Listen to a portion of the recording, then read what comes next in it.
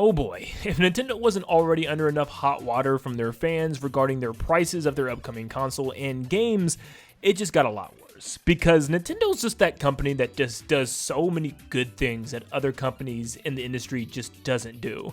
But then they turn around and do some of the most stupid things you could ever imagine that also no other company ever does. I love Nintendo to death. It is my job. It's essentially my life at a point. It's been like my #1 hobby since I was a kid. But I had to stand up and say, okay, this is kind of weird when they're doing stuff that's a little strange. But you let me know what you think about this. But apparently, Nintendo's going to be doing something very strange with the Switch 2. This has been reported by Eurogamer and states Nintendo reserves the right to break your console following unauthorized use and bid to prevent piracy. The article states that Nintendo has updated its Nintendo account agreement with a severe warning against unauthorized use and a bid to prevent emulation and piracy. Nintendo has sent out an email pretty much to everybody with a Nintendo account and changed some things up when it comes to its licensing for digital products and stated licensed only for personal and non-commercial use, and that any unauthorized use of a digital product may result in the digital product becoming unusable. The US information is slightly different, where it states you acknowledge that if you fail to comply with the foreign restrictions, Nintendo may render the Nintendo account services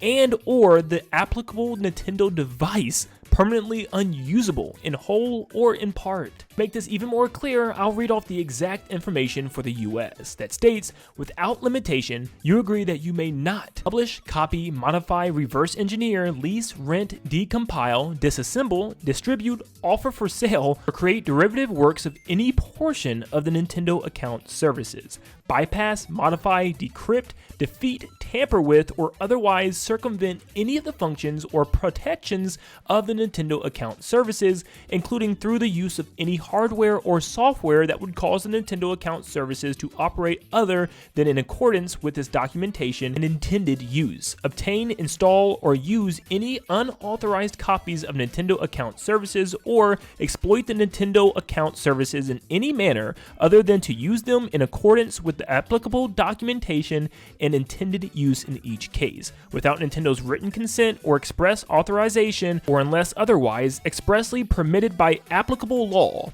You acknowledge that if you fail to comply with the foregoing restrictions, Nintendo may render the Nintendo account services and or the applicable Nintendo device permanently unusable in whole or in part. The article ends with it obviously mentioning the recent shutdown of Switch emulator Yuzu and a lawsuit against a streamer who regularly played pirated copies of Nintendo games ahead of release. Now, what does this mean exactly? To what extent is Nintendo going to modify this? Essentially, they have the right to straight up break your console, which means they can just shut your console down and prevent you from ever playing a game on it if they wanted to and they felt like you violated their rules, which is absolutely insane. Now, let me start off by saying I completely understand these rules for pirated video games. People that are getting early copies of Switch 2 games or even new Switch games and stuff like that, and they're just trying to find a free way to just hijack these games and pirate them online, yeah, they should be punished because you should not be pirating games. No matter how much they cost, you have the option to either purchase the game or not purchase the game. Pirating new games is not the way to go. Please don't do this. It does nothing but hurt the company and yourself in the long run because it takes away from sales and prevents you from getting more games like this in the future. So please do not pirate games, and obviously you are going to get in trouble and you could even brick your new console if you do this. But the part where this kind of sucks is where we bring up mods. Now, Nintendo makes it pretty clear that if you do anything, I mean, they listed a long list of things, reselling, trying to rent out your Switch 2 or games from Switch 2, or if you're trying to do anything that isn't what Nintendo is intending for you to do on the Switch 2, then they can punish you for it, which probably does include mods. We know Nintendo doesn't like them. We know every single time Nintendo sees that there's mods being run on one of their consoles, they put out these patches and updates to prevent them from being usable. That's why you can only run mods on Switch with the first generation of Switches that came out and through a bunch of exploits. Nintendo doesn't like them, where other companies kind of encourage them. I don't understand why Nintendo doesn't like mods when, if anything, it just helps to boost their games. When it's a period of slowness for their games, like Smash Brothers has been out for a while, or Mario Kart, people make mods to keep these games alive, and they work. Smash mods have been a huge thing for Smash Brawl, Smash 4, and even Smash Ultimate, where people have been making skins for characters, even new fighter movesets and stuff. It's been really awesome. A lot of YouTubers out there, some pretty big ones, are still to this day posting videos where they're just using mods for things like Breath of the Wild, Tears of the Kingdom, Mario Odyssey, Mario Kart 8, even Smash Ultimate, and I'm seeing their videos pop up in even their shorts all the time. And it actually is kind of crazy to think about, like, they may not be allowed to do this stuff on Switch 2. Which is crazy. I'm not the smartest man in the world with mods. I really started getting into it at the end of the Wii U era, but I have lots of mods on my first generation Switch, and I literally just use that Switch only just for mods, just in case something really bad goes wrong and I end up bricking my console. But I've been absolutely fine to date, and I pretty much just installing skin mods. I've even tried out some Super Mario Odyssey Kingdom mods and stuff just to play around with, but I've never like gone online with them or done anything stupid. But still, it seems like Nintendo's gonna be really cracking down on this. So does this mean with the Switch 2 games, is Switch 2 the end of mods for Nintendo? I hope not. I hope there is some type of workaround and we just don't know about it yet. But I really do think there's going to be something, you know, some type of workaround. Maybe this isn't as bad for modding as it is for stuff like pirating games, and maybe we're just overreacting right now.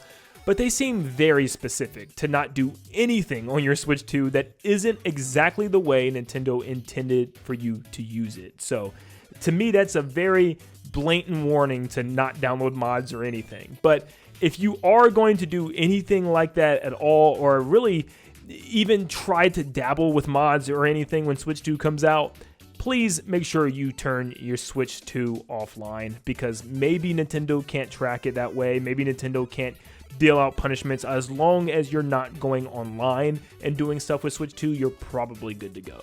People are very upset about this. I've already seen dozens of tweets of people saying Nintendo is just the worst company ever, that they're now just acting like Big Brother looking over our shoulders, and that we're spending all this money on a brand new console and Nintendo's controlling how exactly we can use it. Like I said, I think pirating games is already stupid. You should not be doing that, and yes, you should be punished if you're doing that. When it comes to things like harmless mods, I mean, people are buying the game in the first place because you need the game in order to run mods. People are buying your new console regardless to run these mods, and when people see some of these mods, it might even incentivize some people to go out and buy the console so they can run their own mods as well. I don't get why turning people off and pushing people away from this is what you want to do. If anything, it's made some of their games more massive, more successful, and even more relevant in today's standards. But yeah, it's just Nintendo once again doing Nintendo things. It's funny because I always see those parental control commercials or ads with Bowser and Bowser Jr. and like Bowser's all upset. Bowser Jr. is doing something he's not supposed to be doing. It's literally like Nintendo's running parental controls on all of us now. Like, they're like, you're buying our console, but we're gonna monitor you, which is, it's definitely strange. But what do you guys think about this? Does it bother you at all? Have you never used a mod? And obviously, please tell me you never pirated a game, because if so, then you're probably good to go. But if you're somebody that likes to mod your games and maybe add some skins and stuff here and there, especially with things like Smash Brothers or Mario Kart, we might be in for a disappointing time with the Switch 2. But definitely, like I said, let me know what you think down below. Make sure you leave a like and subscribe before you head out, guys. And like always, I'll see you all on the next one. Have a blessed day, guys.